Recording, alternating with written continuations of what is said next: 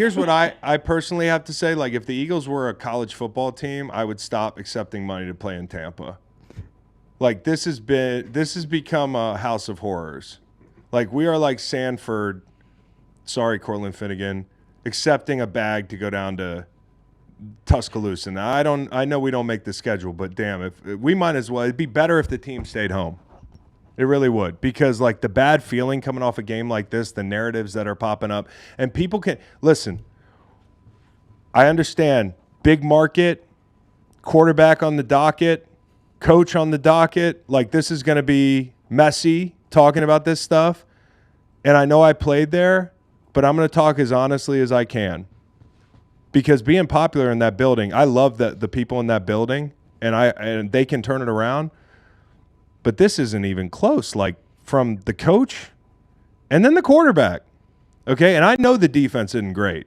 That frames the context of this entire conversation, because when your defense is not great and you go on the road and you play a team that's going to get the matchup, Nolan Smith on Chris Godwin or C.J. Gardner-Johnson on Mike Evans – down in the red zone. By the way, Liam Cohen watches tape.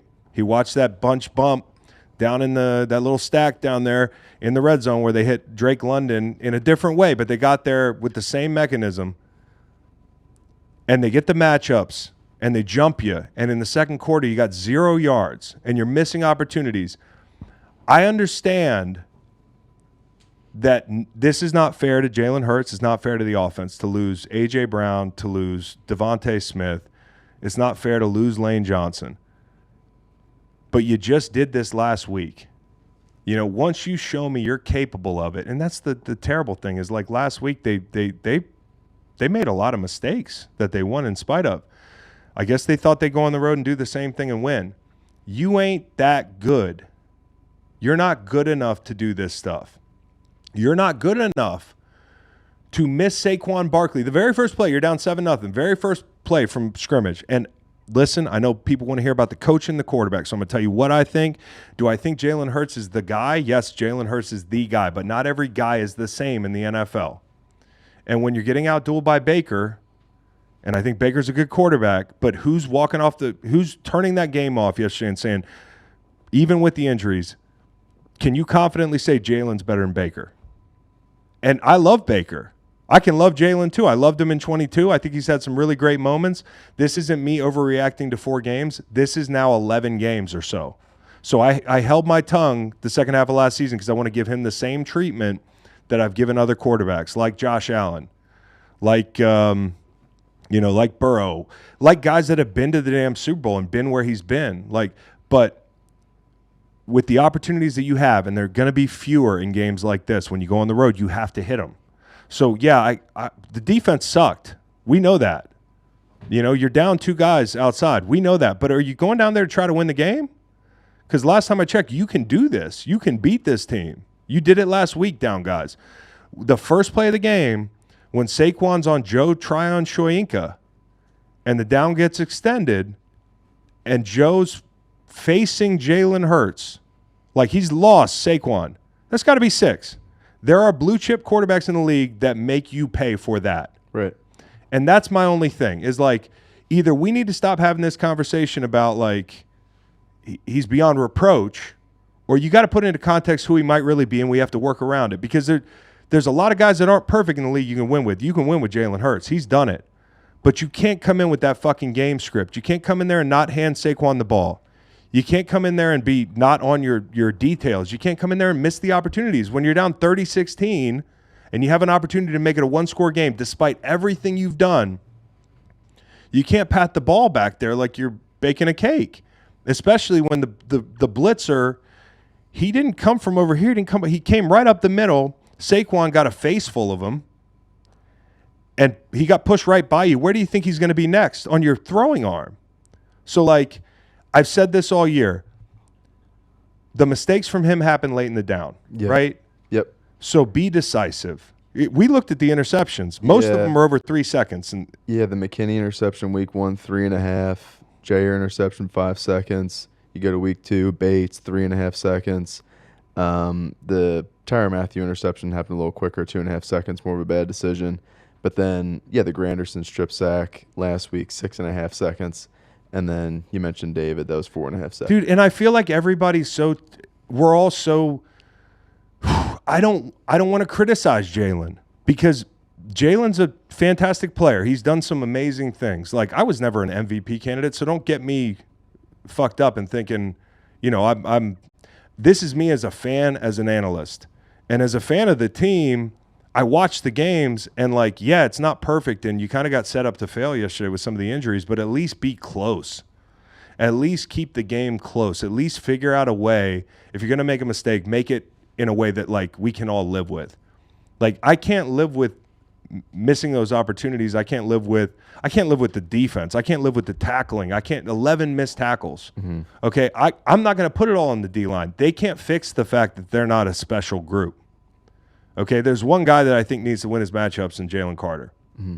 Okay, the other guys, you kind of know what you're going to get at this point. So, if I look at anything, it's like Vic maybe has to do something to play tighter coverage because these guys are not getting there, but also the game was all perimeter, quick game. Find the matchup, get it out on the perimeter. So I don't know who to blame, Bo. There's blame everywhere, but when the coach and the QB aren't perfect in a spot like this, you're not going to win the game. Yeah, I mean, it's easy for us to talk about the Eagles. We are Eagles homers. We won a Super Bowl with the fucking Eagles. We love the Eagles. But I did a Bucs show this morning with the Bucs media department with Cam Bray. We talked about this game a lot.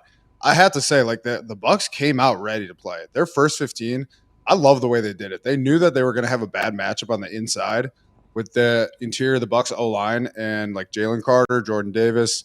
They came out and threw the ball quick. Baker was getting the ball out of his hand, and their perimeter run game in the first quarter, it was just quick passes, and they did a really good job of getting their guys going early. Like Mike Evans, who is unbelievable. I think he just took over the all-time points leader for the Bucs organization, and they had a really good plan coming out in the first quarter. Their first 15 drove right down the field, scored right away.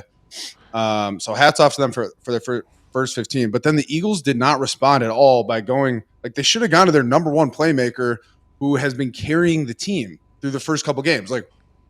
To go 3 and out 2 or 3 times in the first quarter, and then you're behind, you know what I mean, to this Bucs team. You're down 24-0 at one point. You're not in a position to win when you don't have A.J. Brown, Devontae Smith.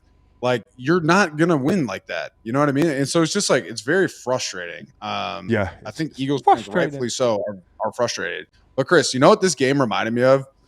After I signed in Tampa after the Super Bowl, the Eagles came down in 2018, and it was hot as hell. And we did not have a good Bucs team. No. Bucs team this year is good, a lot better than we were in 2018. And we ended up beating the Eagles just based on heat, things like that.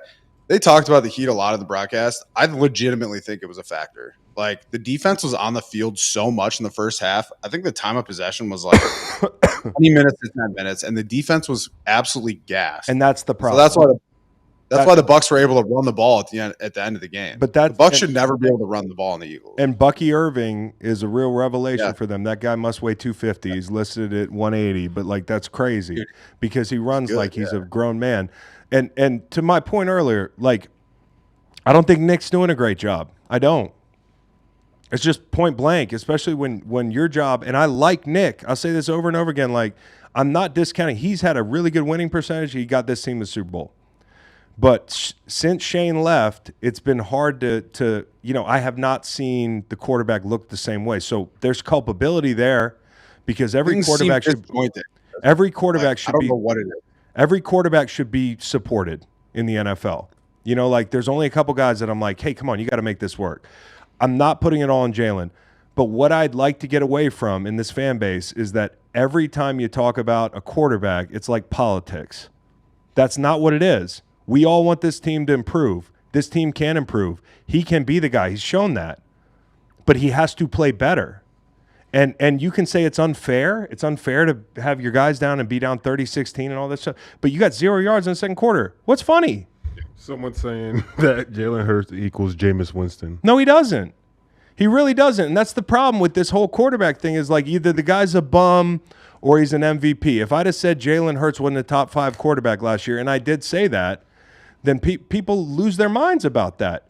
You can win with 10. You can win with number 8. You can win with number 11. You know, this guy also used to be an electric runner with his legs, and I do think he's got a little bit of the piano on his back look. And I don't know if he's healthy. I'm trying to give him the whole breakdown can't be about Jalen, though. It's a hot button issue because it's more the way the conversation persists. It's like I see it online. I'm like, I don't even want to get in this conversation because people think that if you're saying he has to play better, that you want him benched, he's not the guy, and a lot of worse things. Okay, that's not what it is. This guy can play football. He's made some great plays in his career. The table's got to be set right for him, and the game plan has to be set right. When you have 0 yards in the second quarter, you start out 3 and out, you're going to lose that game. Well, that's what's so interesting to me, Chris. Like, okay, the Eagles got an emotional win over the Saints on the road. Like, shit talking, celebrating, battled through different injuries. They got a great win, like, in the final hour. And then how do you follow that performance up and come out so flat? That's what I was so interested in. It's like the Eagles came out in the first quarter and it just did not seem. I don't know. This team is a bad matchup for you. This team is a bad matchup for you. They're a good team. You have to know that coming in. They got guys that they can find their matchups and win them. Mike Evans had to go get an IV. He was beating our guys so bad. Like they were like, go to the locker room early because you have been just running circles around these guys. But you know how playing in this situation is. I thought about 2018, Bo. I thought about the 2 playoff games. I thought about a lot of stuff in playing this team. It's like, yeah, it's a bad matchup for the defense, but that does not excuse not trying to give yourself a chance through the run game, through the quarterback hitting his opportunities, through hitting Goddard. Goddard's got to catch that ball. I don't know, the second P10, the first play of a possession, the second first possession play, or the second, the first play of the second possession. Okay? Yeah. Like, there were 2 explosives that could have started your drives off, and you missed them. And I know it's unfair to, like, say, hey, reduce the whole thing to those 2 plays, but in the NFL, sometimes it's a reality. You can look back at a couple plays in the first quarter and say, if you don't hit these plays, especially the way the defense is playing, it's going to be – and you can't rely on a defense that's been really good in the red zone to bail you out like they have in 107-degree weather when they can't get off the field. And there were a lot of excruciating third downs. So are they cooked? No, not cooked. This is good. This is a segment now. Yep. They're not cooked. They're sushi. They're not cooked. They're sushi. They're sashimi. Like they just need to get their guys back, and they have to get better play out of the quarterback, and the defense has to figure a lot of stuff out. Great time. And Saquon Barkley can't touch the ball 12 times. Great time for them to have a bye week. But what's the best way you think for them, like, to utilize this bye week coming up? Confidence. That's what I think. I feel like the team was lacking confidence on Sunday, and we're not going to their playmakers, kind of overthinking things a little bit. That is my personal opinion. They came out, they didn't quite seem ready to play to me, which is frustrating. And I feel like they just need to stick to the plan. Go to just ride Saquon until you get some health back. That's really, I don't know. That's my opinion. Ben Marshall, I picked you guys. He asked anybody going to talk about what Tampa did good instead of just harping on the Eagles. Dude, we picked you to win the NFC South. We've glazed you every week. You want me to talk about the Bucs? Man, No. I mean, like, we just talked about how good Bucky Irving's been. We talked about the offensive line, just patchwork, getting it together, like with those injuries. The Bucs defense did get to Jalen. I think they had 6 sacks. That was something like that. That was something you just come on. Winning games and having fun. Getting Vita back was big for the Bucs on defense. Like, he'd been injured. He played really well in the back half of the Detroit game.